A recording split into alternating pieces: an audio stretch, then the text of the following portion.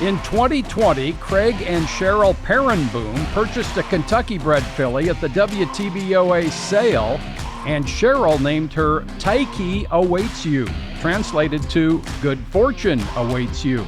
All enjoyed the filly's friendly demeanor, and with trainer Dan Markle, she scored an exciting maiden victory here as a juvenile. Tyche Awaits You is rallying late as well. 50 yards to the line. Tyche Awaits You just up to win it. Her career progressed, and after 2 seasons locally and at Golden Gate, owner Jay Richards and trainer Shelley Crow purchased Tyche and raced her at Emerald Downs last summer.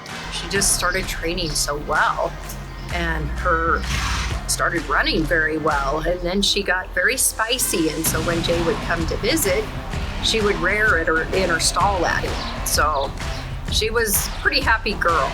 She won at 5.5 furlongs in June and again in July. 16th to go. Purple Knight desperate for the finish line. Tyche Awaits You up the inside lane. Tyche Awaits You surging. Purple Knight trying to hold. Tyche Awaits You. Crow has always had life after racing in mind and was quite sure Tyche would have a second career. With help from trainer Jill Serrano, a new home was quickly found with Ashley Randall of Helena, Montana. Randall has had many horses since her youth in Georgia, riding and eventing herself and retraining for others. The eventing that I had done, I was trained very old school, that the thoroughbreds are where it's at. I had no interest in a warm blood. I wanted a thoroughbred. When we first got her home from the track, I was really amazed at how gentle she was. It was obviously she'd been in good hands. She was easy to handle. She traveled well. She settled right in here.